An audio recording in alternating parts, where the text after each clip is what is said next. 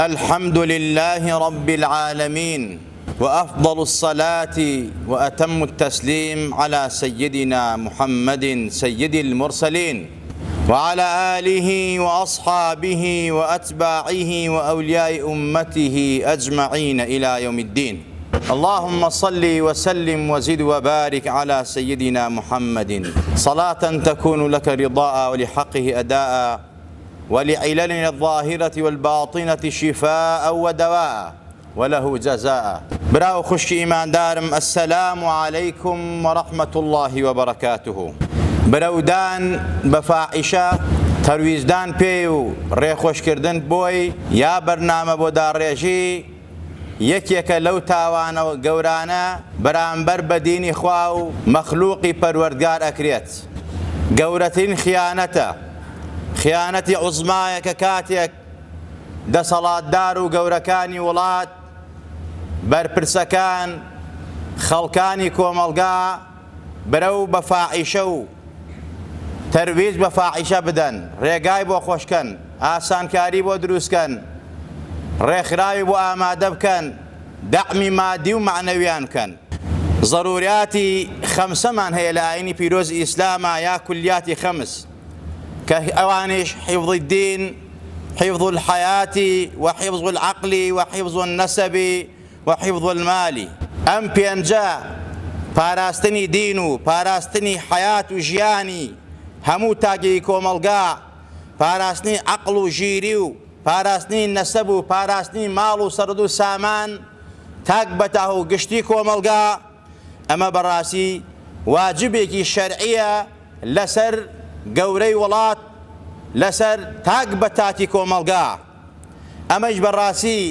ئەم کولیاتی خەمسە و پاراستنی ئەم پێنجە نابێت ئیلا بە دوو ئەمر نەبێ. یەکەمیان ئەوەیە کەوا خەڵکی بە تەواوی مەعنا بگەڕێتەوە بۆ لای خوا، وتوبوا إلى الله توبة نصوحا، تەوبەیەکی وا بکە دوور بێ لە گوناه و لە تاوان و لە خیانەت لەسەر پێچی پەروەردگار، دەست بگرێ بە حەبل و پەیمانی پەروەردگارەوە، خوا بە ڕەقیبی خۆی بزانێ، لەسەر یاسا و ڕێسای شەریعەتەکەی خوا بڕاولانەدا لێی. ئەمەش تاک بە تاکی خەڵکە بێ خۆی بیرکاتەوە. ئەگەر ئەوە نەبوو ئەبێ گەورەی وڵات دەسەڵاتدار هەستێ بەم کارە خەڵکی فێری دین و ئەخلاقی جوان بکە، نەک خەڵکی لە دین و ئەخلاقی جوان و نەرێتی جوان و کولتوری جوان بە دوورکا و بەڵکو بەرنامەیشی بۆ داڕێژێ لە ناویان بەرێ. دووەمیان ئەوەیە کەوا حکمی خوا بێت جێبەجێ بکرێ، ئەگەر قورئان و سنەت و شەریعەتەکەی خوا جێبەجێ نەکرێ و ئیقامەی حەدەکانی پەروەردگار نەکرێ، کاتێک تاوانەکان ئەکرێ سزای نەبێ، جورمی نەبێ، کاتێک تاوانبار سزا نەدرێت، حەق و تۆڵەی لێ نەسێنرێت، شەرعی خوا جێبەجێ نەکرێت، بەڕاستی ئازیزان و خۆشەویستان ئەمە ئیتر فاحیشە ڕوئەکاتە وڵات سەرگەردانە بێ. کاتێک کابرا قەتڵ ئەکا ئەگەر نەکوژرێتەوە،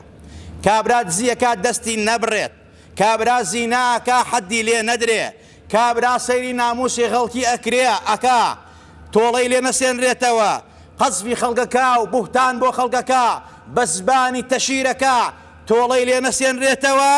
ئیقامەی حودود جێبەجێ نەکرێ لەلایەن گەورەی وڵاتەوە، تۆڵە نەبێ، قیساس نەبێ، بەڕاستی فاحیشە لە وڵاتە بڵاو ئەبێتەوە. جا ئەمەش کاتێک گەورەی وڵات ئەتوانێ ئەمە جێبەجێکە، ئەو گەورەی وڵاتە خوای تەبارەک وتەعالا بە وەلی خۆی بزانێ، بە گەورەی خۆی بزانێ، خوای تەبارەک وتەعالا بە ڕەقیبی خۆی بزانێ و لەخوا بترسێ و ئەهلی ئیمان بێ. ئەینا ئەگەر ئەهلی شەیطان بێ، شوێن کەوتەی شەیطان بێ، شەیطان پەرست بێ، یان ئارەزوو پەرست بێ، ئەم گەورەی وڵاتە خۆیشی و میلەتی سەرگەردان و بەدبەخت و شەقیئەکا و فاحیشە لە وڵاتە بڵاوەکاتەوە. چونکە خوا فەرمێت الله ولي الذين آمنوا يخرجهم من الظلمات إلى النور والذين كفروا أولياؤهم الطاغوت يخرجونهم من النور إلى الظلمات أولئك أصحاب النار هم فيها خالدون. فأفرميت أواني كوا خوا بە وەلی خۆیان نەزان و بە گەورە و بە دۆستی خۆیان نەزانن، خوا بەڕەقیب و چاودێری خۆیان نەزانن لە خوا ترسن ئەوا خەڵکی لە تاریکی و ئەبەن بۆ ڕۆشنایی لە بەدبەختی و شەقاوەتەوە ئەیان بن بۆ سەربەرزی و خۆشبەختی بەڵام ئەوانەی کەوا تاغوتەکان ئەولیایانە کافر و بێدینەکان ئەولیایانە دۆستیانە گەورەیانە بەیعازی ئەوان و قورمیشی ئەوان کارەکەن و قورمیش کراون ئەوانە خەڵکی لە نور و ڕۆشنایەوە لە شەقامی ڕاستەوە لە سەربەرزی و عیزەتەوە ئەبەن بۆ زیلەت و بەدبەختی و شەقاوەت و نەکبەتی ئەمانەش بەڕاستی خوا ڕەشی توندیان لێکە ئەوانە ئەهلی ئاگرن بەدبەختن شەقی و نەکبەتن ئەوانە بە ئەبەدی لە ئاگران کەواتە گەورەی وڵات ئەبێ لە خوا بترسێ ترسیەوەی لە دڵابێ ڕۆژێک لە ڕۆژان مردنیە خەیەگرێت كل نفس ذائقة الموت بۆ کوێ دەرەچی لە محاسبەی میلەتە دینی میلەت و ئەخلاقی میلەتە چۆن وەڵامی پەروەردگار دەدەیتەوە ئەبێ خۆت بۆ ئەو ڕۆژە ئامادەکەی ومن لم يجعل الله له نورا فما له من نور ئەوەی کەوا خوای تەبارەک وتەعالە نور و ڕۆشنایی پێ نەبەخشێت ئەوەی خوای تەبارەک وتەعالە یارمەتی نەدا هیدایەتی نەدا بەڕاستی ئەم کەسە بەدبەخت و شەقیە ئەم کەسە میلەتەکەیشی بەدبەختەکات ئەمڕۆ زۆرێک لە وڵاتان کە فاحیشەی تایە تەرویجی فاحیشەی تایە خەڵکی خراپ بووە ڕەحم و سۆز و بەزەیی نەماوە زینا و فاحیشە زۆر بووە قەتڵ و قیتال زۆر بووە هۆکار گەورەی وڵات و دەسەڵاتدارەکانن کە بێدینن دوور لە دینن بەڕاستی دۆستی خوانین دوژمنی خوان دوژنی بەرنامەی خوان بەرنامەی خوا پشت گوێخن لە دژی بەرنامەی خوا کارەکەن بۆیە بەڕاستی وڵاتیان ئیفساد کردووە وڵات وێران بووە ڕەحم و سۆز و ئیحترام و بەزەیی نەماوە ئەخلاقی بەرز نەماوە ڕەوشتی جوان نەماوە ئەوەی کەوا لە ناو قەدیمانی ئێمە بوو ڕەحم و سۆز و ئیحترام و بەزەییەک گەورەی و بچووکێک ئەوەی کەوا گەورە ڕەحمی بە بچووک کرد و بچووک ڕێزی لە گەورە گرت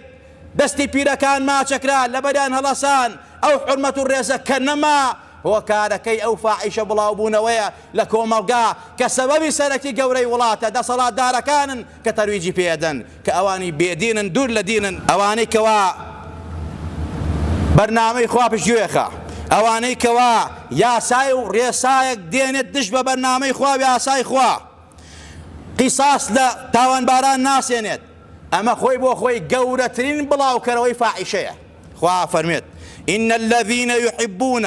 أن تشيع الفاحشة في الذين آمنوا لهم عذاب أليم في الدنيا والآخرة والله يعلم وأنتم لا تعلمون ئەوانەی کەوا پێیان خۆشە لەناو خەڵکیا فاحیشە بڵاو بێتەوە فاحیشە زینا ناگرێتەوە گەندەڵی دزی لە ماڵی میلەت بەرنامەوەدارنی میلەت خراپکردنی دینی میلەت قسەوتن بە دینی خوا هەڵوەشاندنەوەی بەرنامەی خوا منافق دروستکردن زوڵمکردن ستەمکردن ئەمانەوەی فاحیشەیە ئێمە کەڵێن فاحیشە خەڵک هەر زینا فاحیشەیە کە تۆ کابرا زوڵمت لەگەر فاحیشەیە ماڵت خوار بە ناحەق فاحیشەیە دینت تێکدا فاحیشەیە دزیت لەکرد فاحیشەیە خوا فەرمی ئەوانەی پێیان خۆشە فاحیشە بڵاو بێتەوە ناو خەڵکیە خوا عەزابێکی تند و تیژی بۆ ئامادەکردوون لە دنیا و لە قیامەتە وەخوای گەورە خۆی چاک ئەزانی و ئاگادارە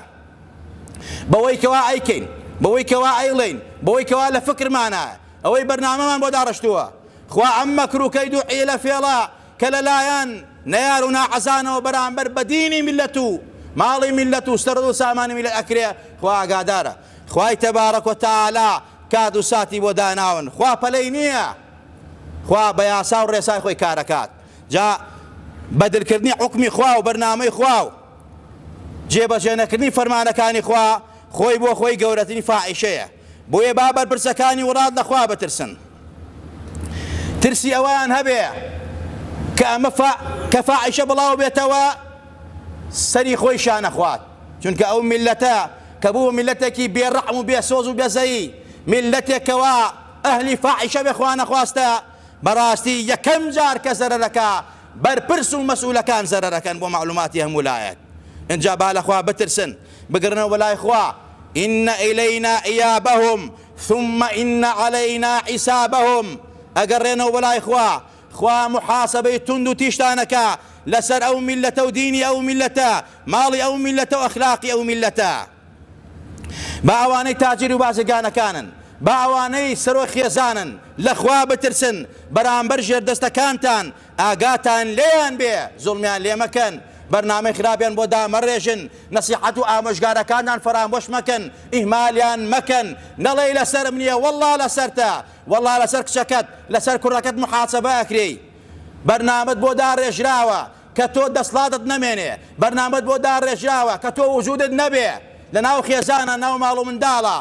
یعنی حسابی هیچت بۆ نەکرێت. ئەم بەرنامە لەلایەن دەسەڵاتدارانەوە، لەلایەن کەسانێک داڕێژراوە کە دژ بە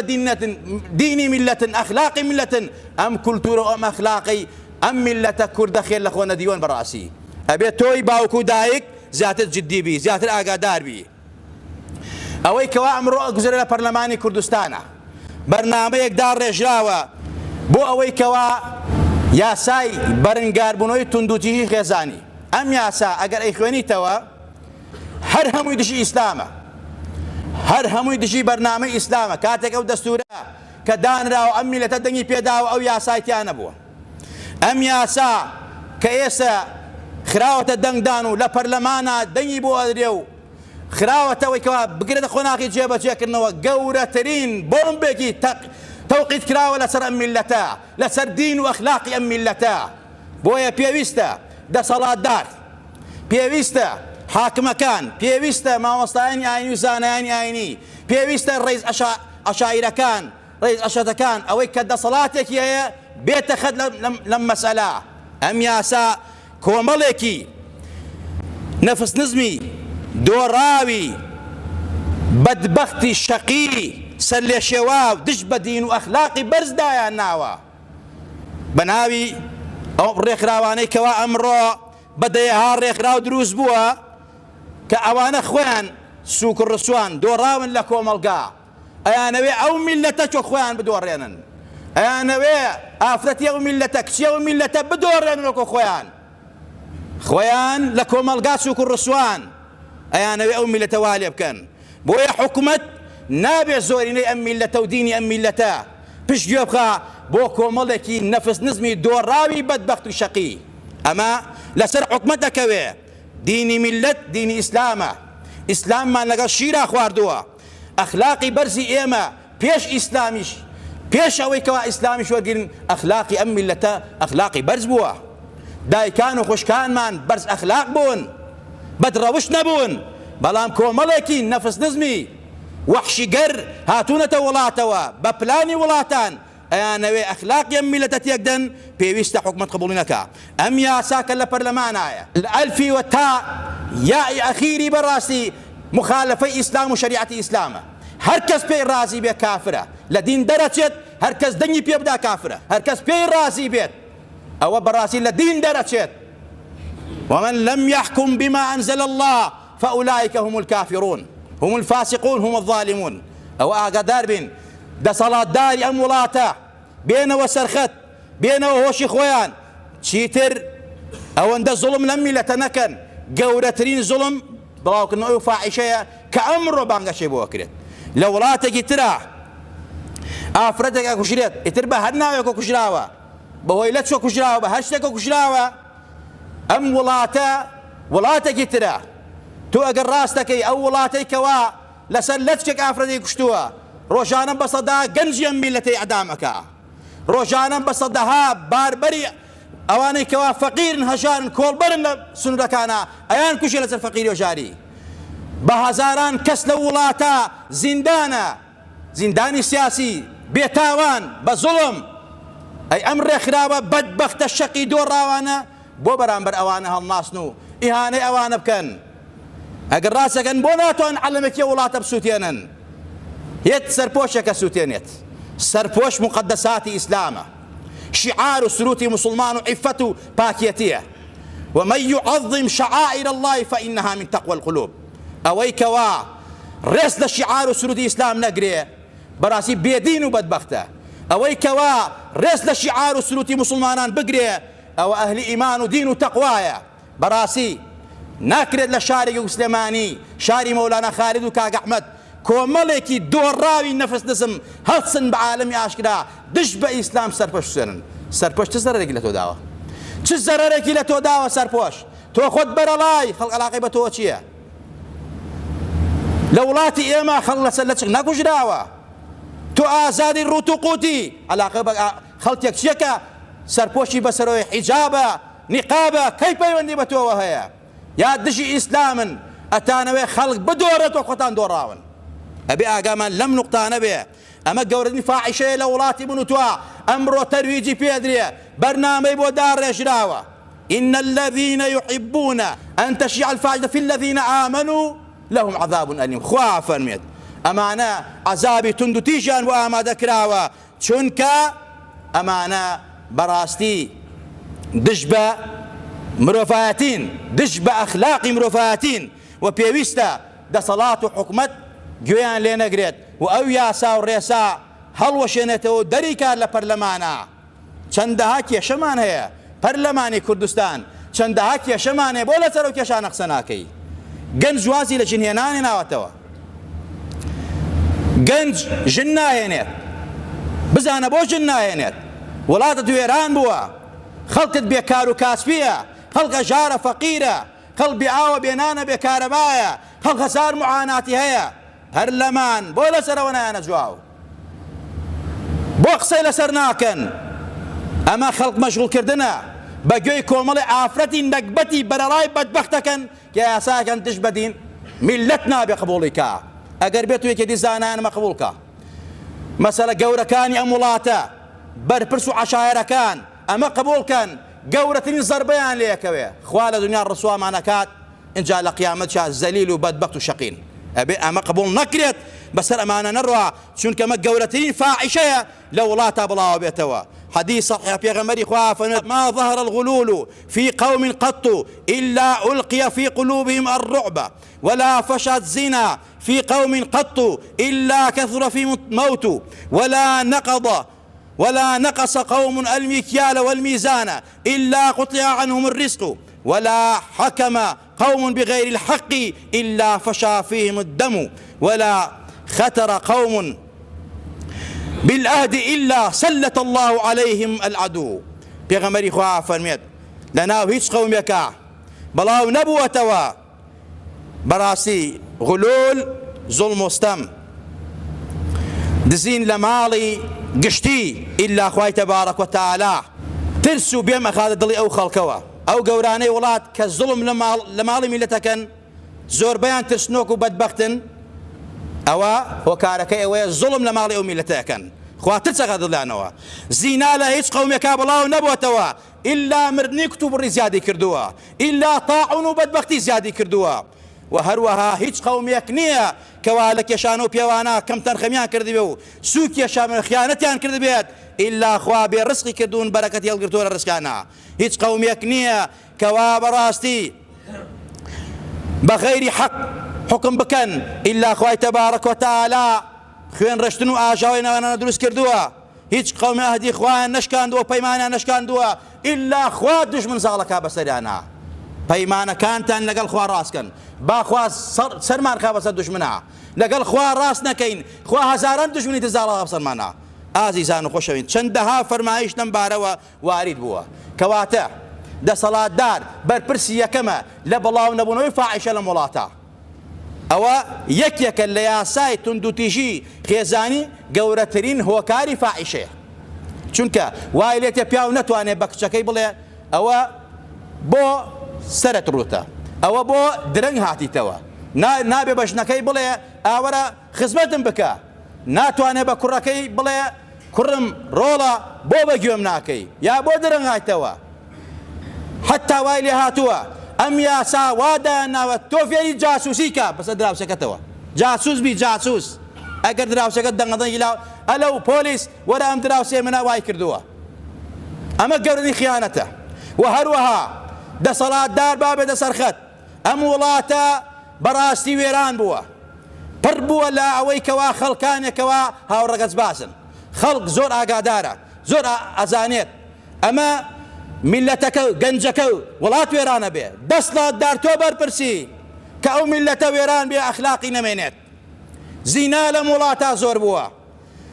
هۆکارەکەشەوەیە ئەو هەموو باڕ و نادەی کەوا دروست کراوە و بانگەشەی بۆ ئەکرێت و پارەی تا سەرفەکرێت زۆریشی مەسوولەکانە